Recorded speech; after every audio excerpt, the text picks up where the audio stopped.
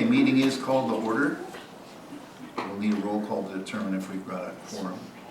Cockrell. Here. Miller. Here. Tepley. Here. Fagerlin. Here. Wilson. Here. Karens. Here. Jelinek. Here. You have a quorum. And was the meeting properly noticed? Yes. Okay, this is a joint meeting with the ETZ board. Will you gentlemen call yourself to order and take roll? Aaron Palmer here. Matt Schmitz here. That's a quorum right there. Okay, thank you guys. Okay, next on the agenda is public hearing for the request of land division at 26425 US Highway 14 East. Is there anyone who would like to speak tonight? You may. Thank you. Jane Lee, 26776 Highway 14. Is this presently is zoned agricultural, correct? As far as I know. Well, And we can divide it when it's zoned this was, I don't know agricultural? if that's. Because I know the premise Can will you- be to annex it to the city. Can you pull it up, Jason? Can you see it? What is zoned? Yeah, to make sure that it is. Michael. It's actually zoned industrial. In the extraterritorial. I wondered because it was part of the co-tractor property. So it's zoned, okay, somewhere I read it was still zoned agricultural. Okay. So you can divide it. Industrial. Okay, that was my first question. My second question, how many parcels do you want to divide it into? There will be two there. The majority of what the hospital purchased will be a single parcel in the area where the two co-tractor buildings were. Yeah, That's what they want to make a separate parcel. okay, where the two buildings are would be separate? Okay, and then the hospital part would be the rest? The rest of it, yeah. Oh, okay, Yeah. thank you. Jason, do you want to pull up the CSM in the packet? Sure. I have it on the screen showing that. By the way, thanks for asking.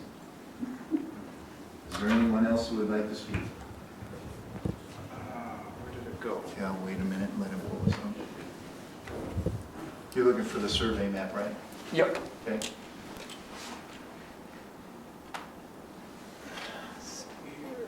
I guess I'll speak. I have a question on, so you have outlot 1, outlot 2. What is the intention of outlot 1, outlot 2? Because I see it's not part of the main lot 2. So is that, who's going to have ownership of outlot 1, outlot 2? Well, the hospital owns the entire thing. Okay. Who wants to buy this question, right? Well, yeah, I mean, are they buildable lots? Are you referring to the outlots like near the road right of way? Yeah, the ones referenced as outlot 1 and outlot 2. Yeah, the ones between the proposed public road and US 14 right away. It's my understanding that those would not be buildable lots, but that they would probably be used in some way, shape, or form to help with water retention, storm water retention, that type of thing on the lot. So there wouldn't be enough space there to be anything buildable, to my knowledge, and in the plans that I've seen. Okay. Any other questions? Yep, go ahead. So if it's going to be used for water retention, why are they getting rid of it? Those ones they're not getting rid of. It's where lot 1, that square on the upper right side, that's what's being divided from the main lot, which is would be then lot 2. So they're just splitting that little portion off to create its own parcel from the main parcel. I think they bought about 40 acres and almost all of it would remain a parcel, just basically where the two co-buildings had been and the surrounding area right there would be split off. So you're creating more than 2 parcels though, you know, because you have lot 1, lot 2, then you have outlot 1, outlot 2, which is still part of what? The original parcel? And then you have the public road, which at some point is going to be dedicated out. So outlot 1, outlot 2, those are, so you got like 4 parcels there. Mark, maybe you could speak to this. I mean, usually outlots are used for utility purposes, so if you had to have utilities in an area, you could do that in an outlot. But it's still a parcel, I guess. It's part of a parcel of some sort. No, It doesn't disappear. The essence is that lot 1 will be its own separate parcel, lot 2 would be its separate parcel. Outlot 1 and outlot 2 are within lot 2, but because they're surrounded in essence by a a potential right-of-way, the surveyors have designated it as an outlot, but not as a separate parcel. Okay, thank you. Thanks. Yep. Yep, go ahead. So tonight, we're talking about separating. I mean, in the future, you're gonna talk about annexation. Right. Once it's separated, will the entire pieces be annexed in? So that's up to the hospital to come to us with that request, but that's what I expect, but they haven't done that yet. I'm sure you heard, they've paused their project right now, so they put a slowdown on the annexation even for now. I haven't heard from them exactly what they're going to do.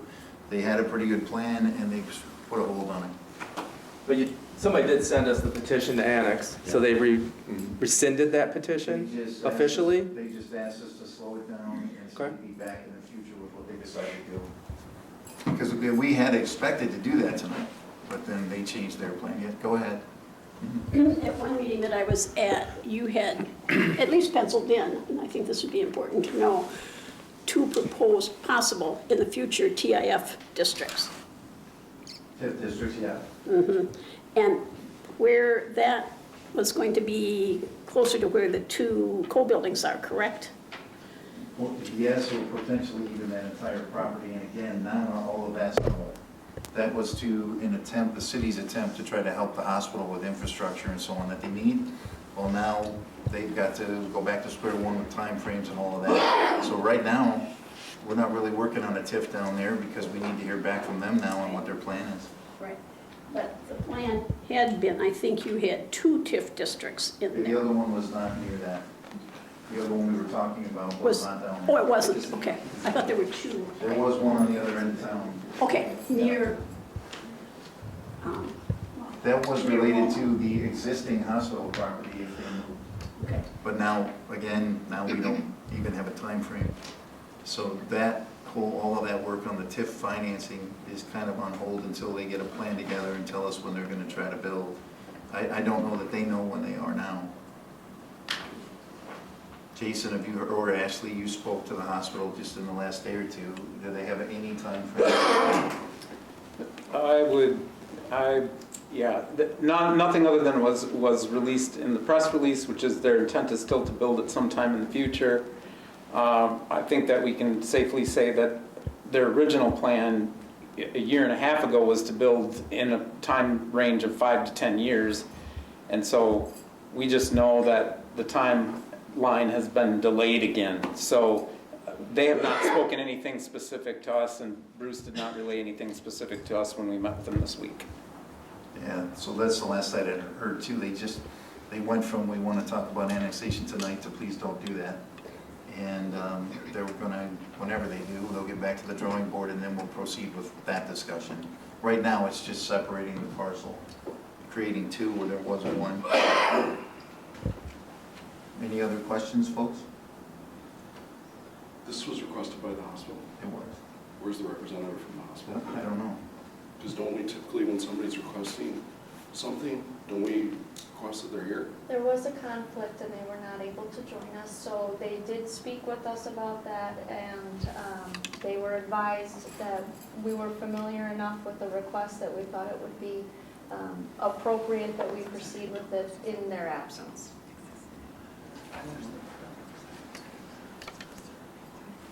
Okay. Yeah, I wasn't sure why there wasn't one here either. I hadn't. Could someone speak on behalf of so right now, as it exists on the ground, there are 2 parcels out there, 2 tax parcels, period.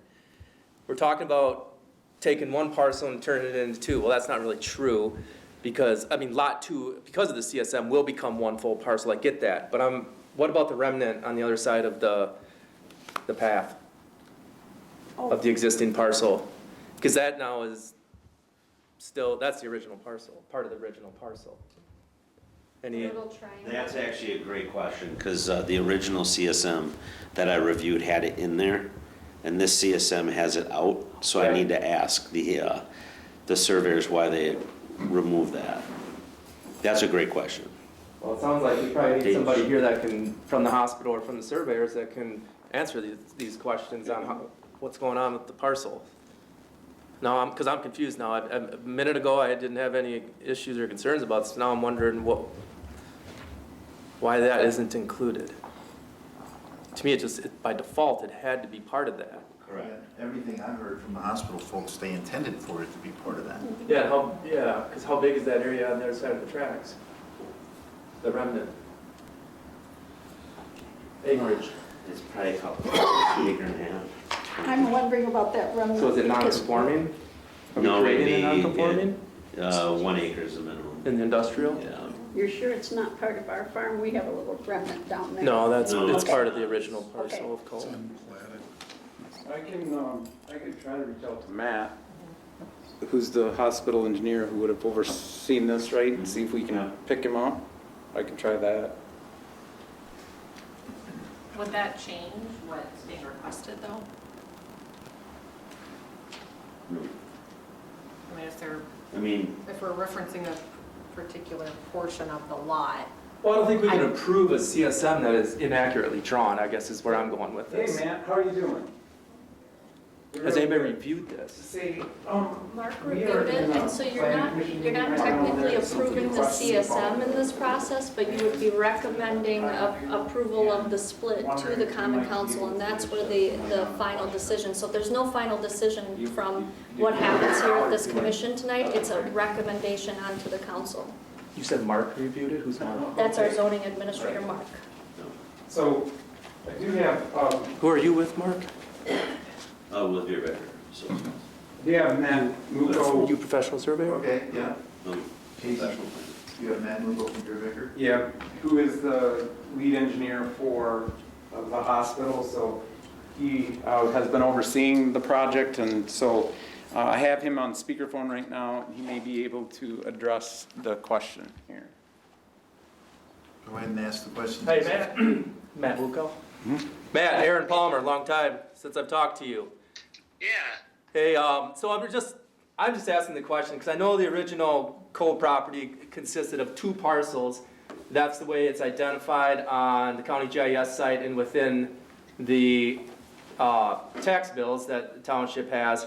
We're looking at CSM, and I understand the intent of what the CSM is doing, but it doesn't address the remnant that is left on the other side of the easement for the path, or the old railroad right away. yeah, so that parcel is still the parcel and is not, so this CSM is combining everything on the other side, but that other parcel's still over there. And what's the acreage on that other parcel? Boy, I'd have to pull up, if it was like 3-point-something acres. Okay, no, that's fair enough. It's small. That parcel over there is not part of, it was not a part of what the hospital is planning to develop, or was planning to develop, what is, I guess, but it's on hold, so. All right, no, that answers my question, Matt. Any other questions while we have him? Okay, Matt, thank you. Yeah, you bet, I am here if anything else comes up, so, Thank you. you bet, thank you. Bye-bye. Okay, any other questions, folks?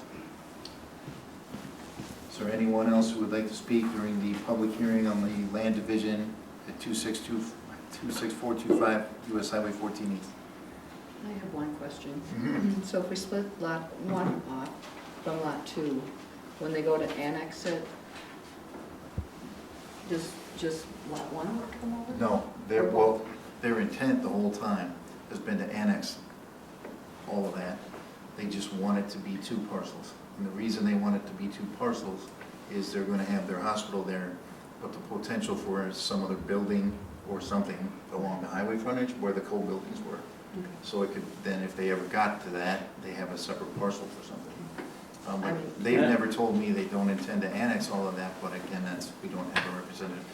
Yeah, actually, the meeting that we had this week, the indication was that they probably would not annex that piece initially because they felt like it offered more diversity for the use of the property and wanted to leave it to a potential next developer because they don't have a planned use for that property at this point in time. So they were kind of leaving it saying, look, if at some point the hospital may choose to divest themselves of that piece of property, and they felt like leaving it in its current condition would be the best path forward. And that's arguable and debatable, but that's what they had expressed this week. When you say that property, you're referring to the small parcel they're attempting to Lot create? 1. Thank you. Just that lot 1. Just lot You're 1. not referring to the chunk where the 2 buildings are, no. Lot 1 is, there are no buildings on this site any longer. Okay, so at this point, we're not discussing annexation anyway. No. Okay. So, okay, but what Jason just explained is that their intent when they do is to not annex the little piece where the buildings used to be, which I had not heard. We're not doing that conversation right now. I'd say there's no more questions or concerns from behalf of the township. Okay, anyone else that would like to speak during the public hearing? Okay, hearing no one else, I'll entertain a motion to close the public hearing on request of land division at 26425 US Highway 14 East. I'll make that motion. Okay, is there a second? I'll second it. Okay, all in favor? Aye. Opposed? Okay, the public hearing is now closed. Okay, at this point, next on our agenda here is adjournment of the ETZ board. Do you have any objection to recommending to the city council that that this proceeds with the division? Skip one, number 1. Yeah, consider the request for land division. Oh, sorry, consider the request for land division. Does the ETZ board have any objection to recommending this to the council? No objection from the township. Matt? No. Okay. Okay, and at this point then, I'll entertain, unless there's further discussion on the request, entertain a motion to recommend to the city council to approve the request for land division at 26425 Highway 14 East. I'll make the motion. We have the motion, is there a second? I'll second. Second from Mr. Wilson, any discussion? Okay, let's do a roll call vote. Cairns. Fagerlin. Aye. Miller. Jelinek. Aye. Wilson. Aye. Tepley. Aye. Coppernoll. Aye. Motion carried. Okay, at this point, next on the agenda is adjournment of the ETZ board. Gentlemen, any? I should make the motion to adjourn the ETZ meeting. Second, Matt? Second. I assume you're both in favor? Aye. Then your board is now adjourned. Thank you, gentlemen. Thank you. All right, have a good night. Okay, next on the agenda, approval of the minutes from September 27th and October 25th. Once you've had a moment to review those, entertain a motion to approve.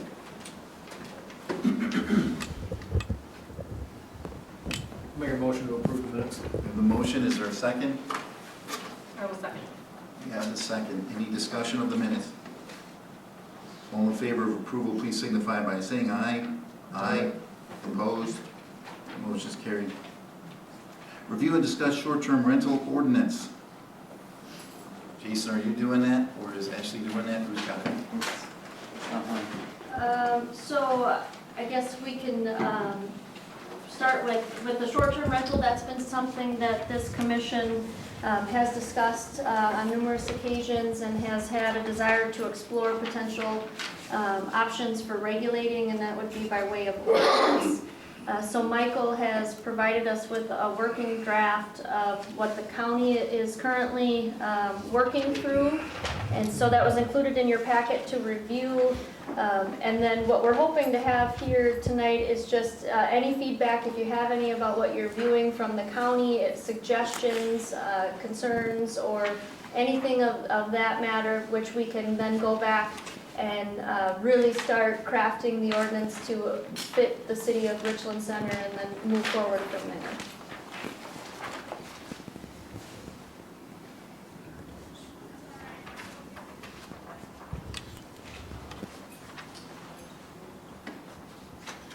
Marty, how many short-term rentals do you think we have in town? In town, Yep, in the city.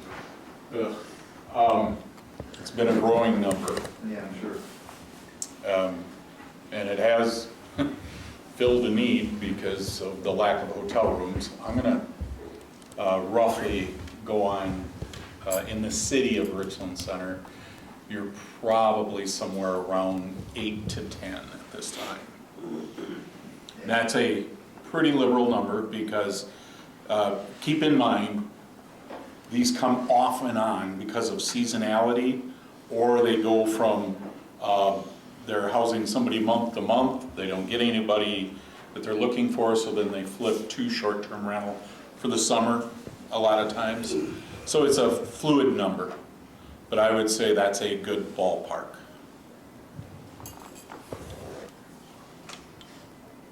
county already adopted an ordinance for this? No, but discussions about specific provisions are ongoing. The ordinance that's provided in your packet should have some markups and track changes on it, but it is based largely on an ordinance that originates with the town of Holland. If you read the attached article from the league, the town of Holland implemented an STR ordinance. It was challenged in court. There were a number of provisions that were found to be unlawful, and so they completely revamped it to address all the concerns raised in the case, and that was the basis for the ordinance provided. Going forward, if there are additional provisions that want to be added, then those will need to be considered in the context of what has already been found to be unlawful.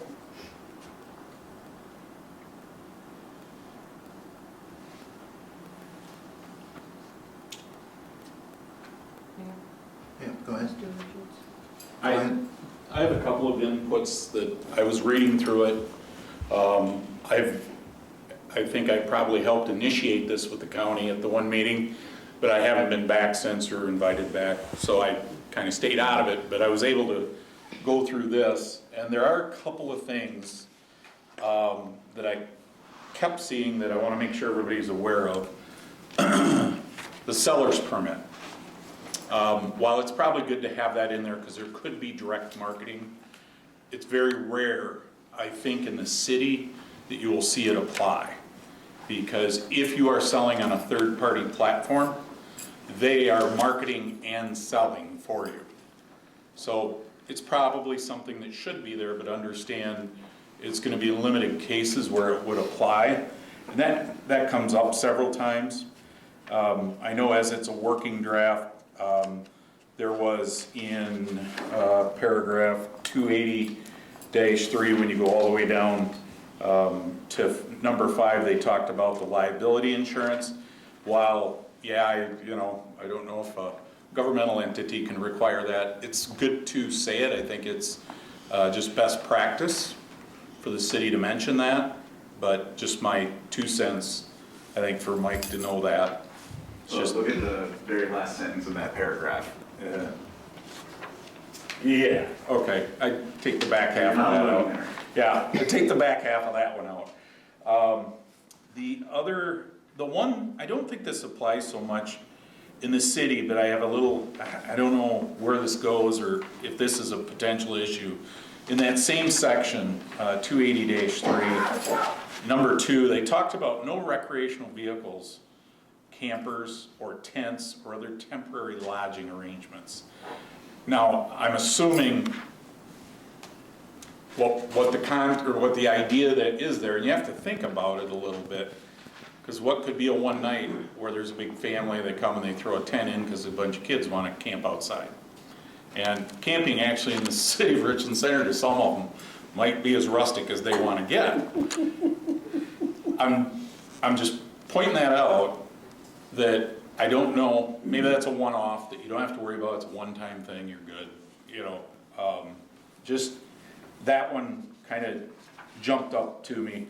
Probably the only thing that I saw here that I was kind of struggling with is it'd be 280-5, it's E, so on page 23 of the packet, so the packet page number 23, it's letter E.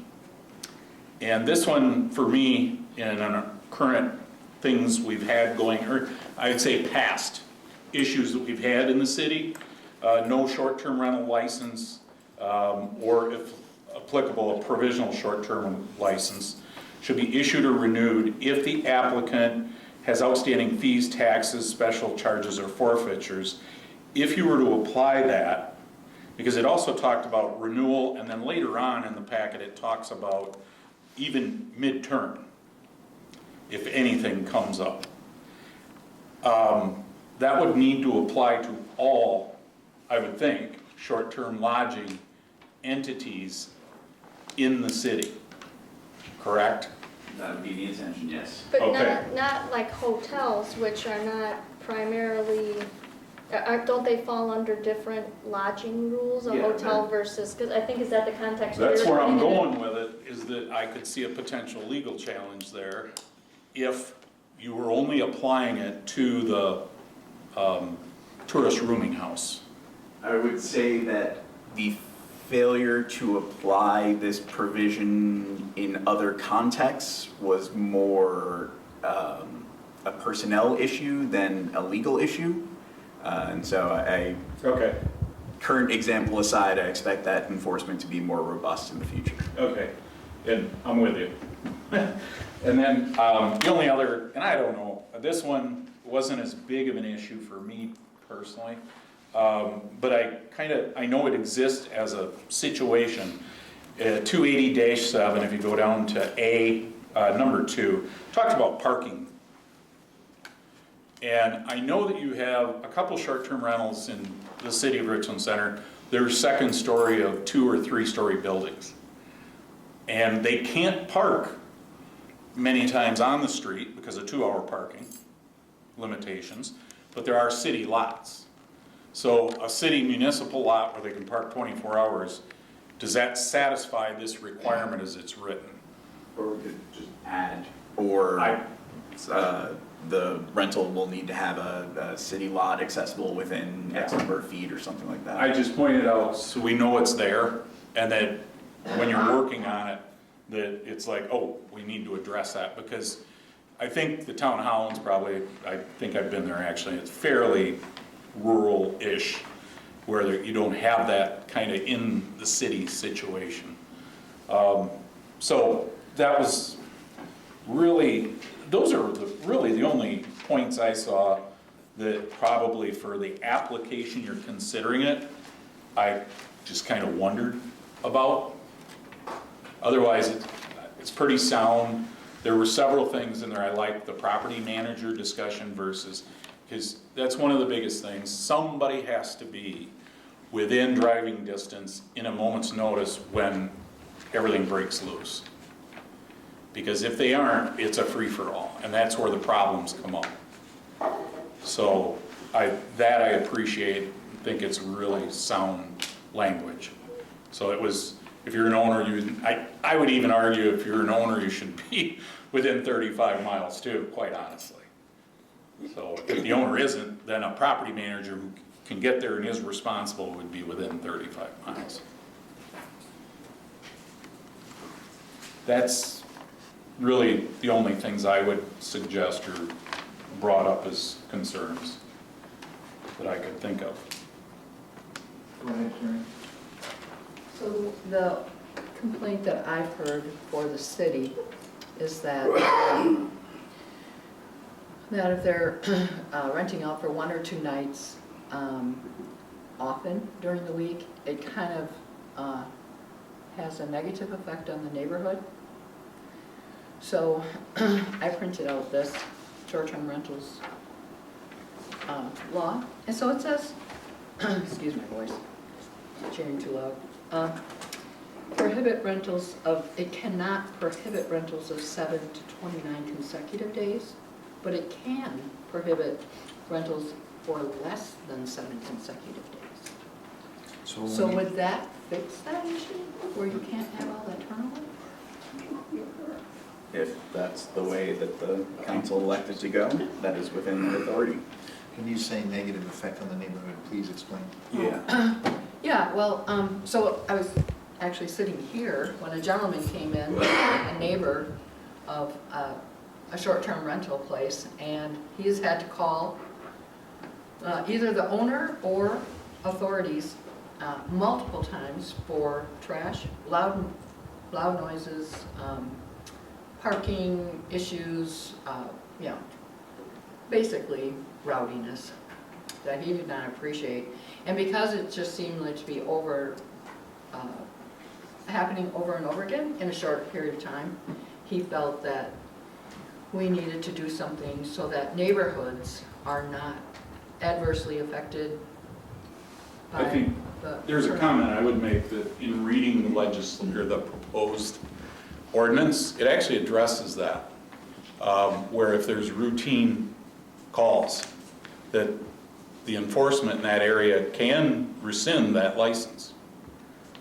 So if, it's in the back, when you get towards the back end of it, I can't remember that. But it does talk about law enforcement, municipality, repeat offenses, that they can rescind that license. I guess personally, I'd like to see that avenue that's in the language applied first and see if that clears that up, because it should, if applied properly.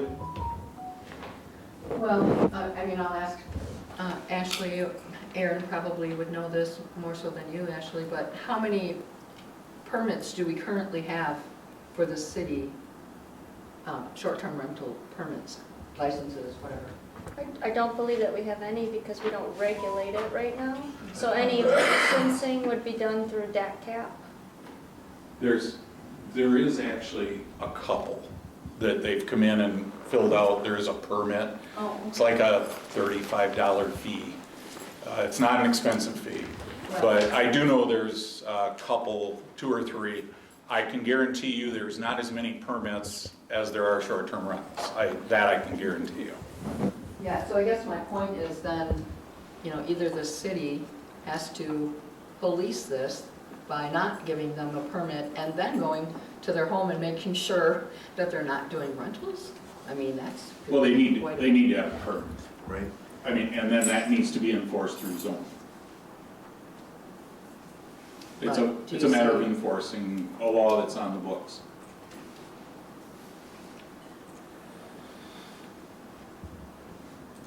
Is it the same neighbor all the time? I mean, the same Oh, I house? don't know. I mean, I was just sitting here one day, but I mean, it was, Just curious. and just I've heard from others that, you know, just conversations where they just felt that it was turning into apartment-like life in a neighborhood that was very stable before. I do feel like we do need a permit and we do need to require it. Because like he's telling us we have 8 or 10 of them, do we? We have 8, 10, 17, we don't even know that, and where they are, and it just gives us a mechanism to deal with these people, whatever else we do with ordinance. I mean, number one, to know where they are and require that, which I think we need to do. It's a little bit different from what we're talking about tonight, but part of it. What law is that? Where's that from? It was in our packet. Where's it from? State of Wisconsin. It's just a a state hotelier association. I just asked you that. 'cause hotel, okay. I asked you that so everybody here knows what you're looking at. Oh, So it's just a state law? no, Okay, no, I think so. okay. Any other discussion on this? I got a question for Yeah. Marty. You said there were a few that have applied for permits in the city. Yes. Are those establishments inspected at all? Well, by the Department of Ag, Trade, and Consumer Protection, yes. There is a, when you initially get your third-party rental going, you do need to get what's called a tourism rooming house. I'm messing the term up, but it's like tourist room house. It's a different license from hotel. I believe it's on that property if you have under 4 units. You can stay out of the hotel realm. That number, don't quote me on. But they actually send a representative out, really what they're looking for when they do the inspection. So out in the rural area, I had to do a well water test because I'm on my own well. City, you wouldn't have to do that, but they're looking for fire escapes, they're checking safety. You know, one thing I think everybody here needs to understand, if you're on a short-term rental platform and you're not safe and there are problems, reviews take you out of the mix. Eventually, you won't be in that business. Now, we don't want somebody to get hurt, and that's where I think Department of Ag, Trade, Consumer Protection does do a good job of making sure there's fire escapes, making sure it's sound, basic inspection. That's what the townships have pretty much relied on up to this point. Are those yearly permits? It's They do it every year? initial, the inspection is initial, is on site. After that, you have to renew it. The initial is like a $200 inspection fee, plus I think it's $75 annual, And then each year after that, you have to renew that license. Now, the townships, and I just speak from that experience, they kind of sit and look at those, what should we be doing? Because then inside of which here in Richland, city of Richland Center, you probably need to think about that too. Should we have a permit? And then should there be an annual or biannual? You may not need to do it annually, but a biannual inspection, probably wise to have that, you know. So currently, once it's inspected, it's not inspected again. It is not. Oh, From the state. yeah, By the state. From the state. Yeah, once that's issued, you keep renewing it, they will not be on site.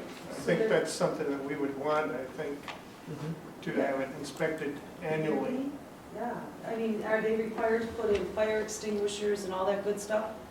When the DAC cap inspection, we've had this done, when they came, they were not as thorough as I would be, but they did check, they wanted to see the water well test, they wanted to see do you have fire extinguishers, smoke detectors, and carbon monoxide.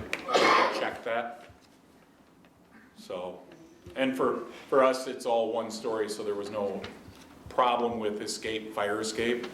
But I know, I asked them what else, and they said they would check that if it's a 2-story. Is there a second egress to get out of the building? So I'm looking in the ordinance, I don't know if this is the same as what Marty was referring to earlier, but we do have regulation on rooming houses, which the definition is not the same as what we're talking about here necessarily, but it's similar. And so within that, you have to get a license through the clerk's office, and it's for 1 year, and it does require inspections, and it appears that those inspections can happen more than just once. And the inspection would be by whomever is the city's health officer or superintendent of inspections, which this is older language, but it's also to Marty's point where then that is a zoning enforcement issue, that they would be the ones that would be doing the inspections. And reading through this, it seems like the county also wants to have their own separate licensing and, no? Can I shed a little light on that? Because it's a little confusing with the county in that you have at least 2 townships who are self-zoned. So, Ithaca Township I'll use for example, I'm familiar with it. Ithaca is self-zoned. So this ordinance, as I understand it, and Mike can stop me before I run off the cliff, but I think this is correct. The county ordinance that you're looking at actually would not be applicable in Ithaca Township. So then Ithaca Township is therefore responsible for doing their permitting if they choose. And Eagle Township would be the same thing, because they have adopted the room tax, forest, and others. So with the county, they're kind of taking it over for the townships, because they approve the zoning in many of those other townships. It raises a good point, though.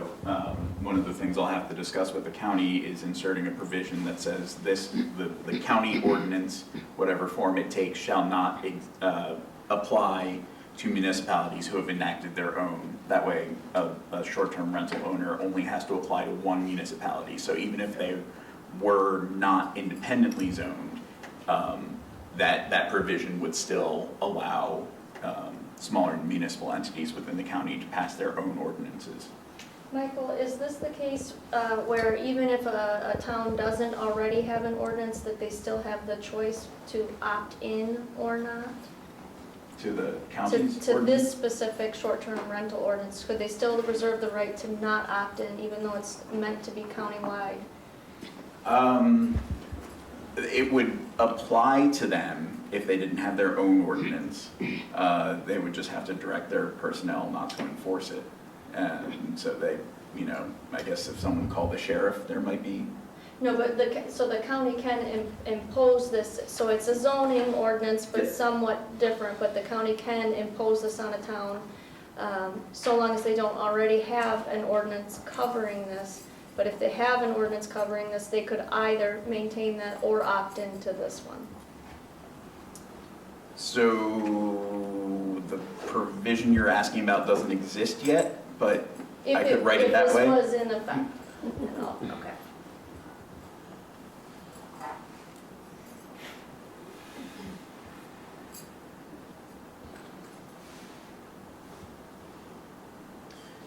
Any other- Fire extinguishers, are they commercial? You know, that's what worries me.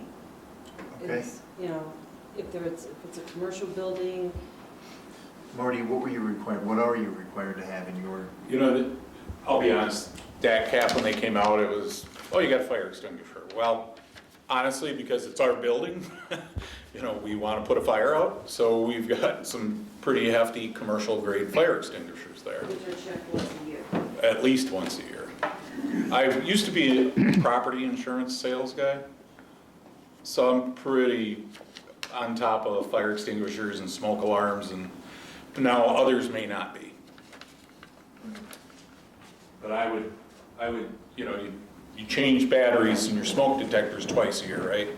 When you turn the clock forward, when you turn it back. It's kind of a suggestion that I've heard. Now, would these fall under the umbrella on the fire department to be annually inspected for their inspections? In the city, probably. I don't know why not. Yeah. Because it's a business. That's a great point. That is a business in the city. I don't know why not. Another reason we need these. Yeah, you gotta know they're there. Another reason we need these permits. Yeah. Exactly. Yeah, So- That's the problem, right? That would have to be defined. It's the ordinance either would have to define it, or the fire department would have to have a separate ordinance themselves for that. Because they're not commercial entities in that respect. They're not public buildings. The state in the legislation, you're right, and there's been a couple of court cases that got to that point. And it was that these tourist rooming houses are private entities. They are not commercial because they stay under the number. Yep. Yep.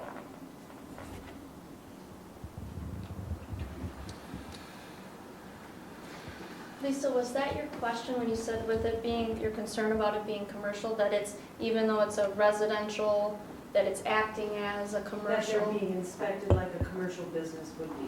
You know, like, at my store, they come in, you know, once a year, whether I like it or not. The fire inspector comes in, the extinguisher people all come in, everybody comes in. It could be part of the permitting, that, an agreement that we're gonna have this permit, we come once a year and inspect. It just needs to be defined as, I'll defer to Mike again, but I'm saying, I'm putting words in his mouth, but I think you could write it to that extent in the ordinance, and I don't know that I would ever argue with that. My concern would be an argument that because they are not a commercial entity, they should be treated as though it were a residential property, and you can't treat one residential property owner differently than another, but that would be something that if that were a provision the council was looking to insert, I would research further. Mark, you mentioned perhaps the fire department having, did you say an ordinance?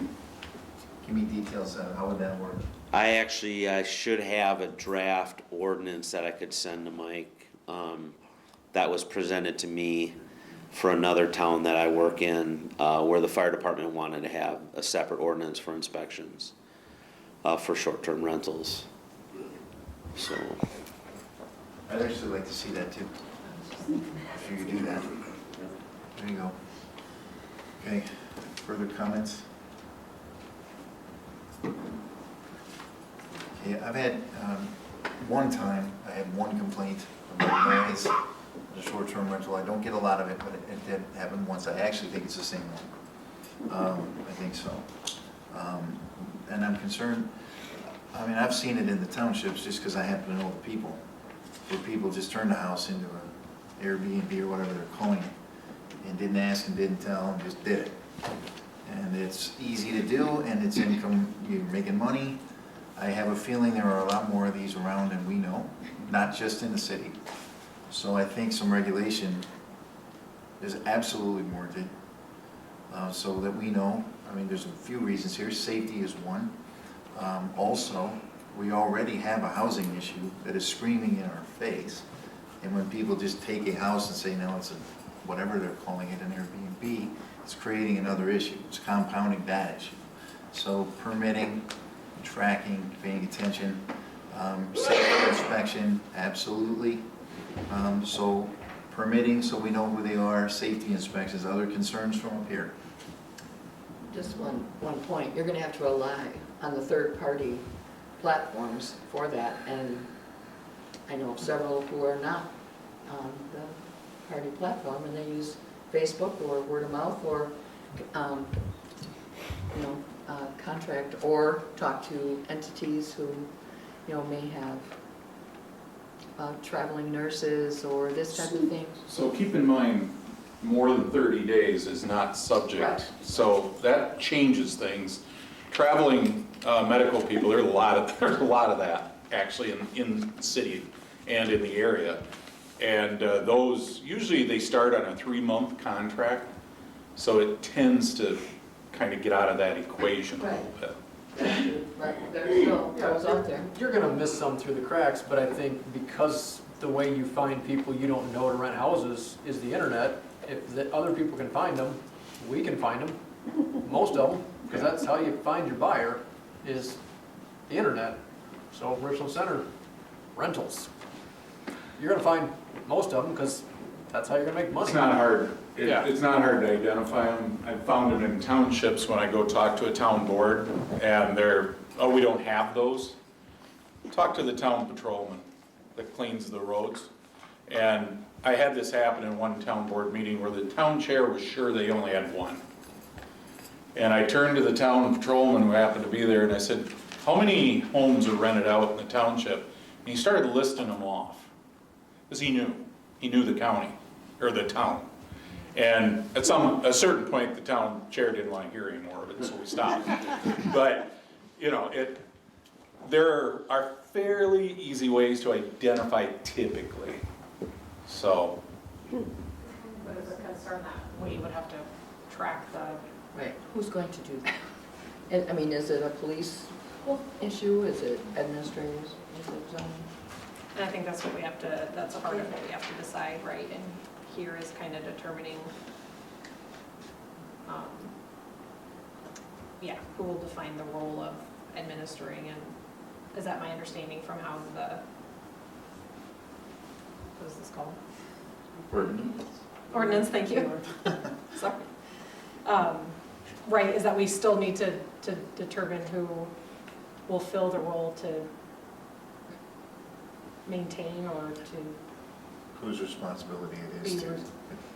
Yeah, so that's still being debated at the county, which is why I don't have an easy answer for you. Gotcha. Okay. They're contemplating either the clerk's office doing the permitting and then the zoning doing enforcement, or maybe just having zoning do all of it. A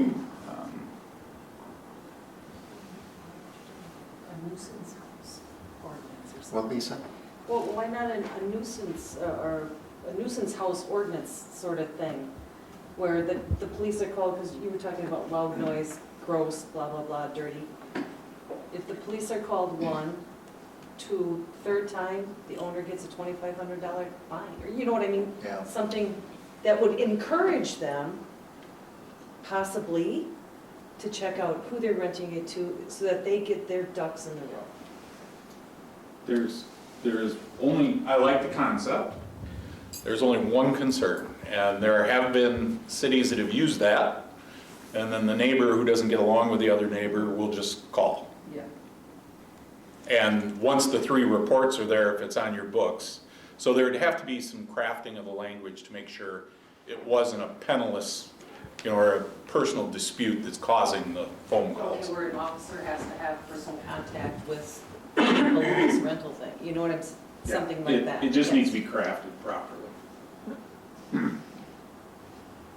just makes sense. So in the proposed ordinance, what has to happen is a complainant has to file a signed statement of the alleged violations, and then that leads to potentially a due process hearing, because theoretically the revocation of a license for a commercial enterprise that takes place in a residential business does generate a property right, and therefore due process may attach. I don't have that citation right in front of me, but I know I read it earlier.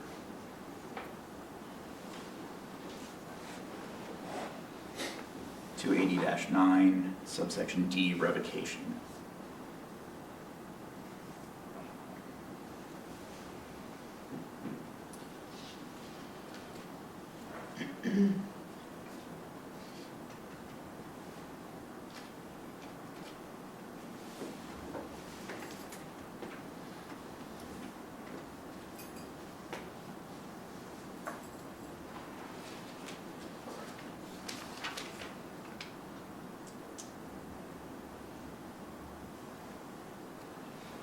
Okay. While she's looking at that, further discussion? Mr. Cairns, anything on this? Okay, Ray? Nope. Mr. Joanna? Nope. Candace, we good? I think I'm okay for now, it's just a discussion and For a now. review, correct? For now. Yep. Karen, Okay. anything else? Okay. Lisa? Yeah, okay. For now. Okay. I don't have anything further on this. Marty, thanks for all the information. Do you have anything further on this tonight?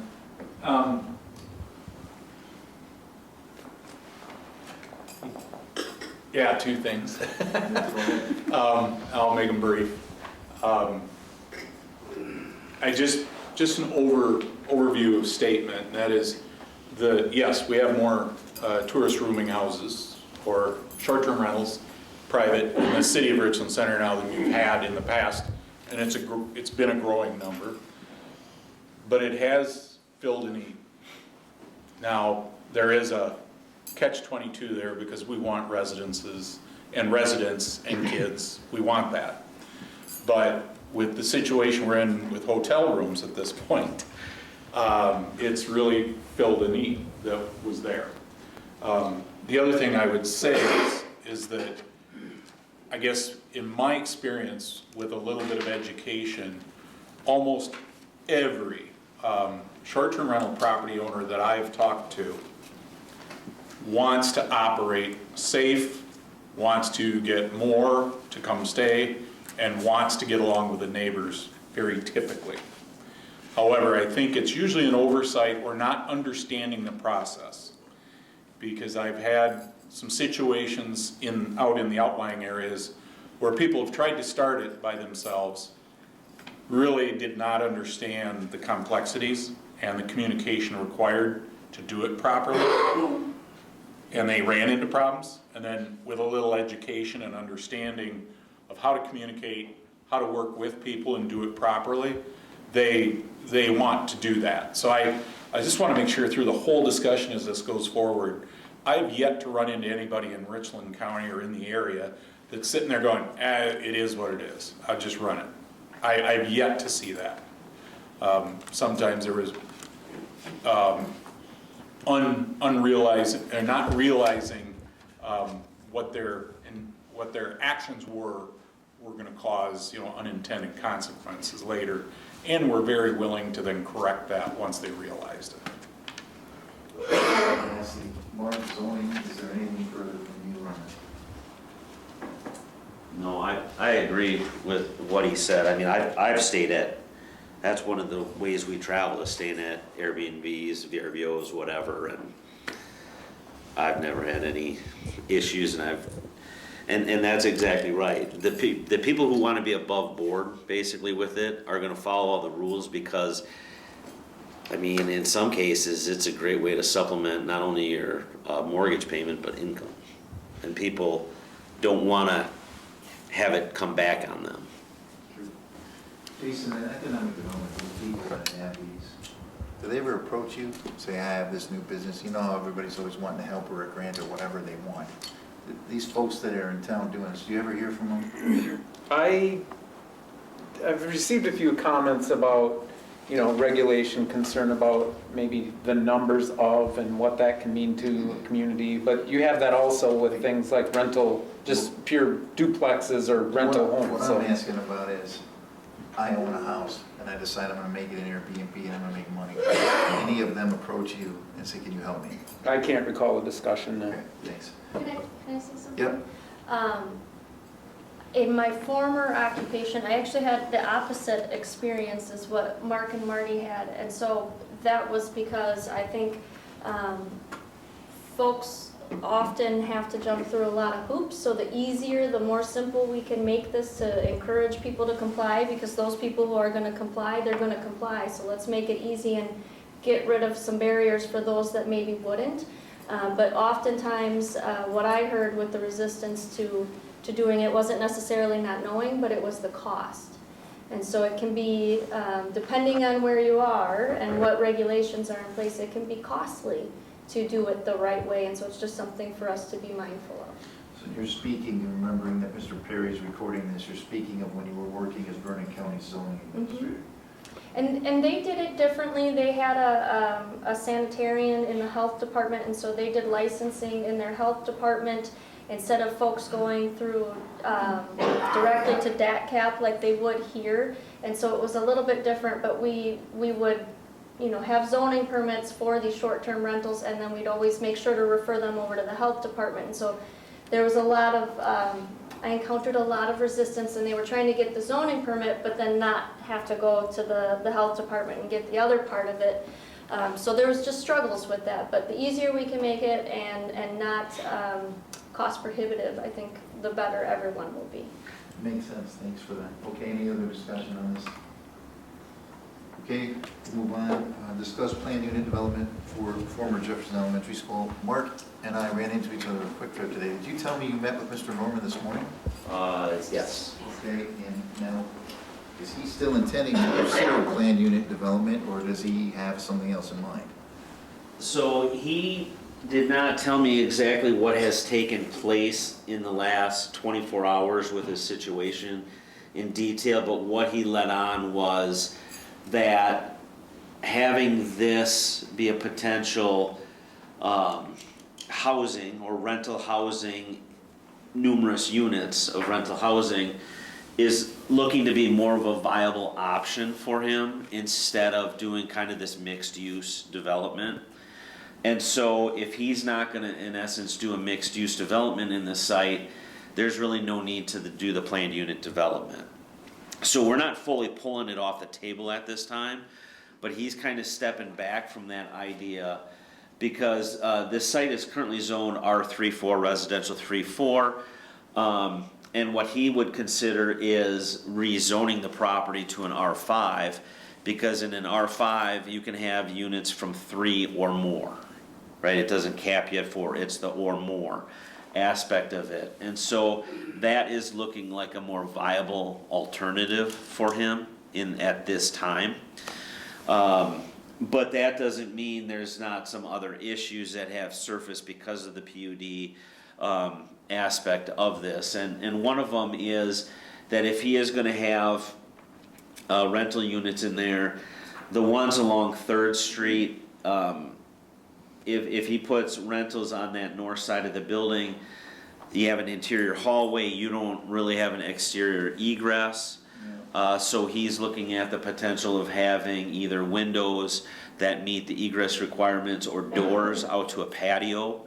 But the issue in that case is it's approximately 12 feet from the building to the right-of-way or the back side of the sidewalk, and the actual setback's 20 feet, so it's already in the setback.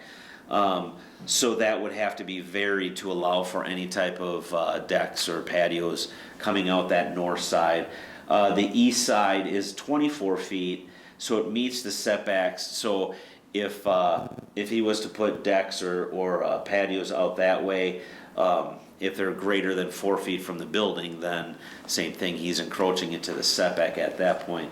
So those are concerns he has going forward, is that if he goes through with this, there may be exceptions to the rules to make for the egress of those in those cases. But yeah, he's and with that, there's a potential use on that southeast corner that would be in essence a governmental use of that area. And governmental uses of buildings in R5 are a conditional use permit. So we don't necessarily have to go through the PUD process on this if he changes his route towards mostly residential and then a small segment for government, because he can come back for a conditional use permit for the governmental aspect of it, so. So should we be discussing PUD on this, or is he not pursuing that? Yeah, I would say we can pull it off the table for now, but not throw it out, because he hasn't committed one way or the other, but right now he's leaning more towards let's rezone it to R5. It's better for him and better truly for the community to have more housing units. It is that, So- the demand is beyond obvious question though.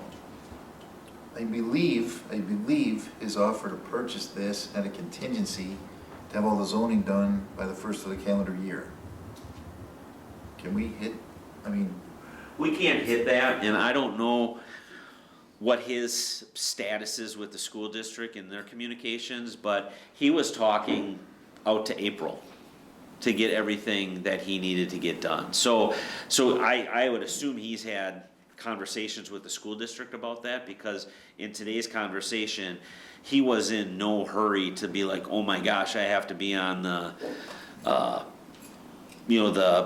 whatever, December 27th or 28th Plan Commission meeting so that he can be at the January council meeting. He wasn't. He's shifting gears and he's kind of making another direction, and I think he's willing to have it take a little bit longer from his standpoint. okay, because I was thinking at this point, there's no way we're gonna be able to do that, right, for him? No. So he doesn't care. No. Okay, then it's between him and the schools, that's not our business, I guess. Yeah. So, any reason to discuss this further tonight without? The only point would be the access on Main Street. There's an access point there for the drop off of students at one time. And what he is thinking about doing is, if it goes through, if you want to go back to this, is to have this as an entrance and then an exit out on Jefferson.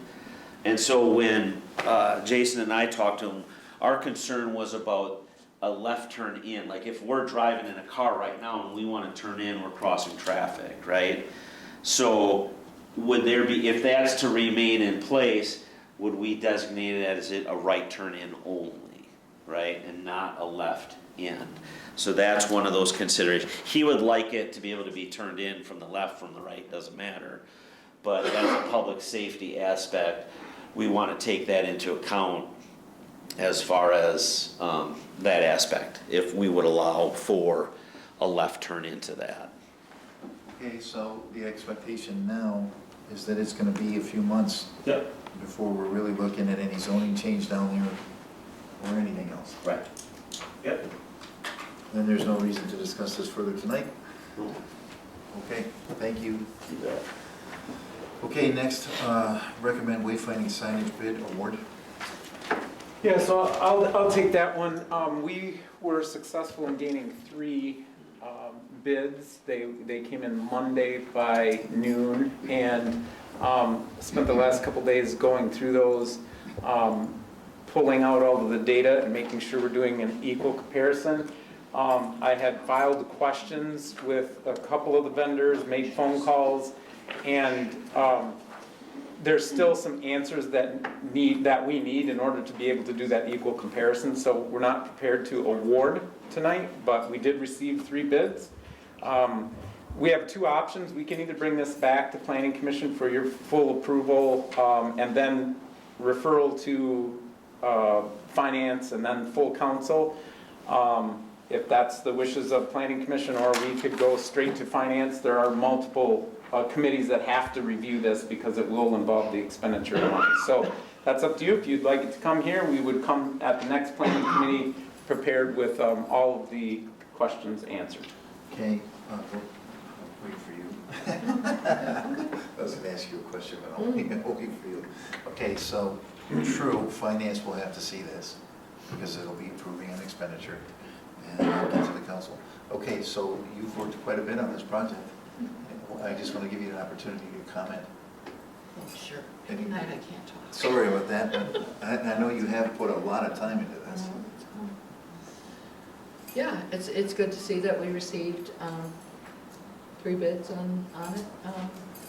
2 local, 1 from outside the area. We did reach out to, I think there were 7, 6, 7? 6. 6. Yeah, it's just, it's good seeing it come together, and I'm looking forward to that happening. So the anticipation, when do we expect the signs to actually be in place? Do we know that yet? Spring. Yeah, spring, the Whenever it RFP. thaws. Whenever it thaws. Yeah. Is that it? Okay. Yeah. Okay. The community will, I mean, I think it'll be great for the community. Like I say, they're geared for visitors. So I think it'll be a very welcoming site for people that come into it. Okay, question to the plan commission. Do you wish to have this back before the plan commission? Or should we just allow finance to approve, to review and approve and send it to council? And it's a pretty typical expenditure for the city, right? I mean, It would be, I mean, I think, I don't think that it's gonna be, it would probably be rushed to get it to finance on the 5th Yeah. anyway. So I'm thinking that since the planning commission needs to meet, probably we need to discuss that date. But in December, that we could just meet then and then bring it back in January. It's probably less rushed. We can get the information to you so that you can digest it and make sure everything looks good per our previous conversations, and we'll go from there. Fair enough. We can put it on the next agenda for plan. Any other questions or comments on the signs? I'm excited about it, so Yeah. very glad we got some bids. I agree. Absolutely. Okay, all right. Next, updates on ongoing projects. Well, we've done a few of them, and just in the course of discussion, does anybody have anything specific that they would like to discuss? What's going on with the apartments? What panorama? Do you want to answer that? I will if you don't. With Panorama, we have meetings scheduled, in fact, tomorrow to review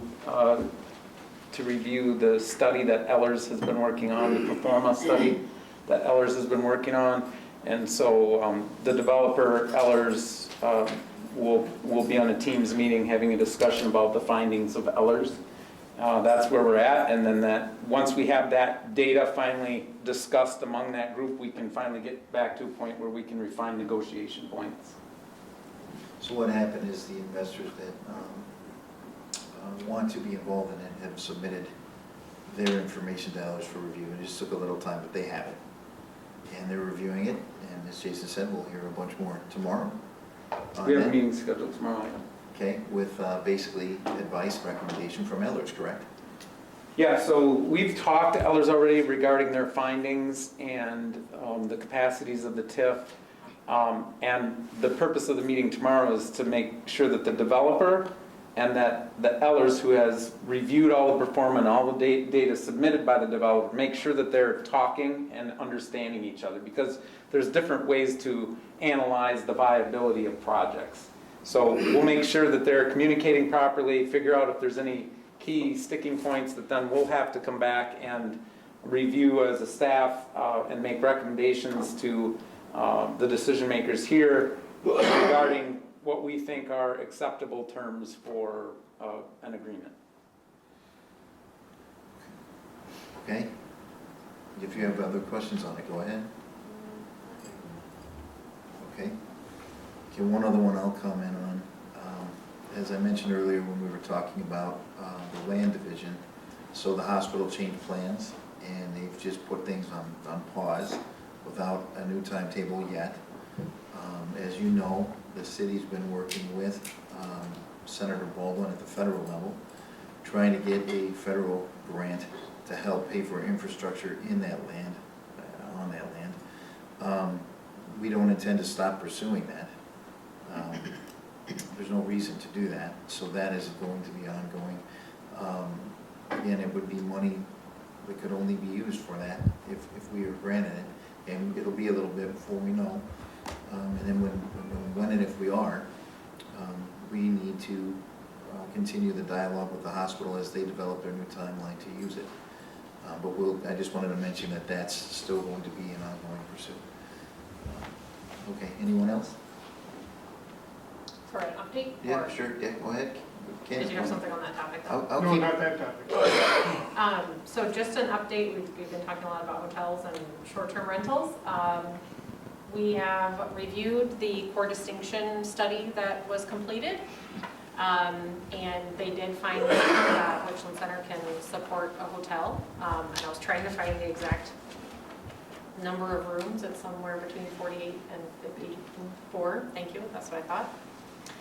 So that's good news. And so we got a positive study back along with a pro forma using cobblestone.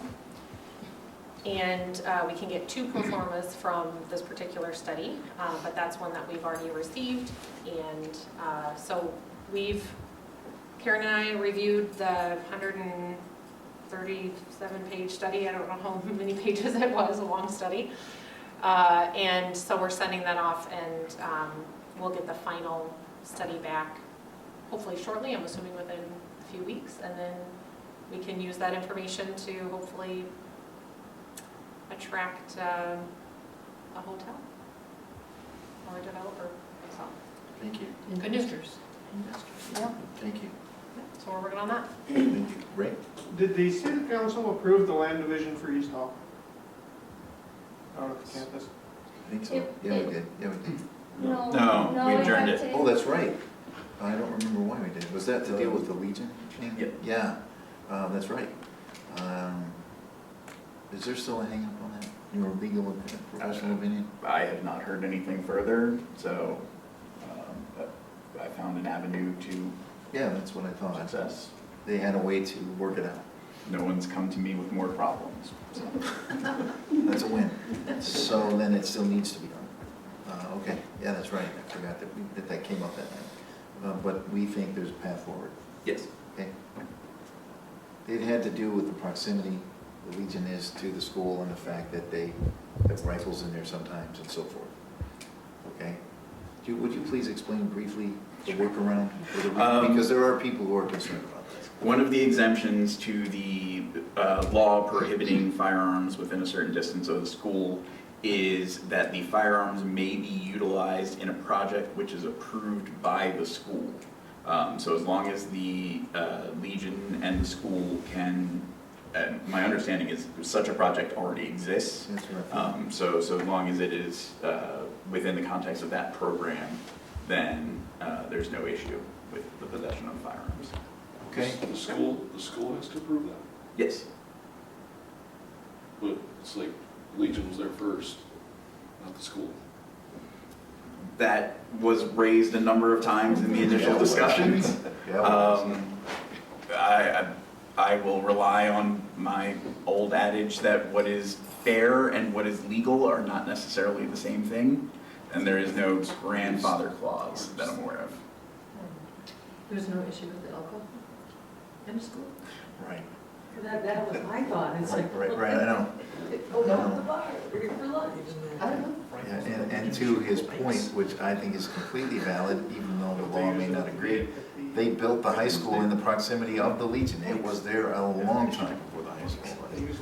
I would assume it's very difficult to propel a beer bottle at the same speeds as a bullet, and that's the difference in the concerns. Okay, anything further on project updates? Yes, Do we Rick? have an update on the traffic study for Highway 14 East? That's where I was going. Thanks, Ray. Great cue. So I had a conversation with MSA today who will have a draft of the study available for our council meeting next Tuesday. So because of kind of the timeline where we're at and us wanting to keep that moving forward, what we thought is we would bring it to the city council, we'll make sure it's uploaded there, They're gonna do a very brief presentation on their findings with some bullet points, and the council can digest that and review it, but it will come back here to Planning Commission at our next meeting for the full presentation, all of their findings, slides, deeper questioning, and the council could take part then. We just felt like since it was such a planning element that the appropriate place for the very, very in-depth presentation was here. So again, a very brief presentation, probably 5-10 minutes at council next week.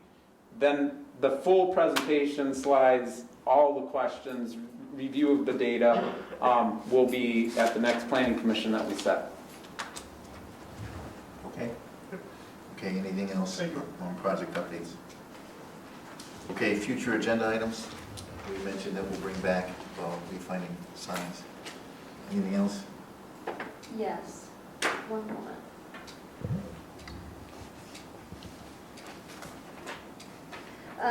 So I just wanted to mention, as you guys are aware, we had previously discussed some boundary issues, particularly along Highway 14, where we kind of have sawtooth city boundaries, and this commission had expressed previously a desire to clean that up. So we've been working on exploring what tools or options are available to us to pursue that.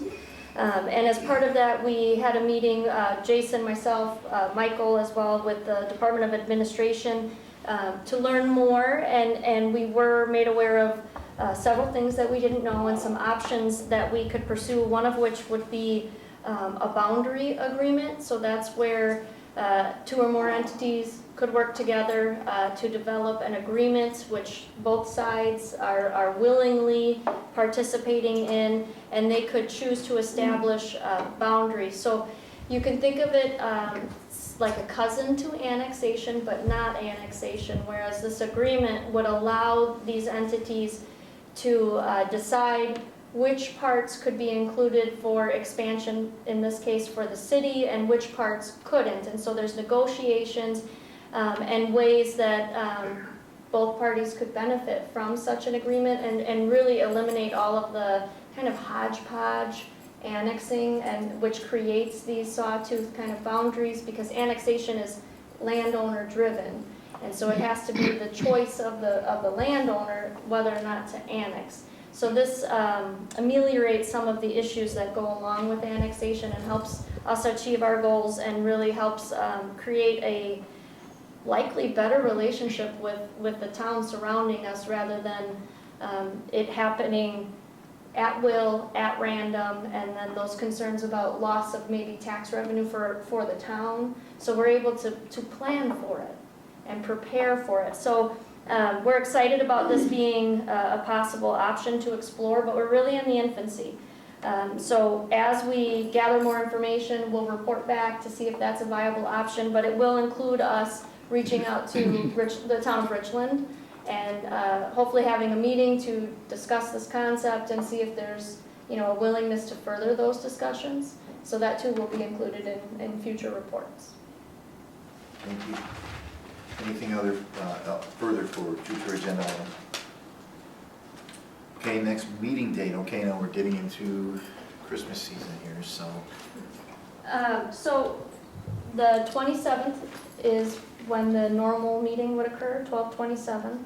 And Mark said as he was leaving, if we need to adjust that, he would be available on any Wednesday in December. Okay. I am not available December 20th or for 7 days following. So the 27th is getting pretty close, possibly. I'll just say I am available on the 27th, but no sooner than that.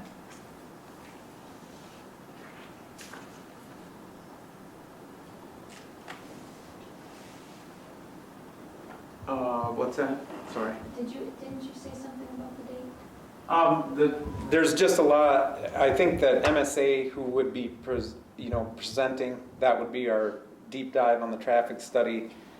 There was some concern about holiday. There's a lot of people taking between Christmas and the New Year off.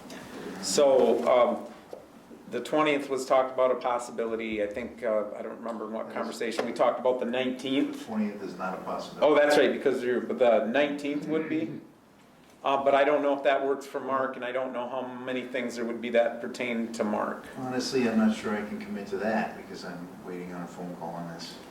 So that particular date may or may not be available for me. 19th won't work for me either. Okay, so looks like we'd be probably either having to move it clear up to the 13th or, out later. Right. You have a preference, guys, on meeting sooner or later? Because it sounds like it has to be one of the two. Personally, I would rather meet the first week of the year than to do that, because think about it, you got cookie, kid, wrapping, all of that going on. I don't disagree with that. Does anybody mind if we meet in early January? Like 30? What's the date? The 3rd would be Wednesday, January 3rd of 2024. Okay, anybody that can't do that? Or we have a council on the second. Yes.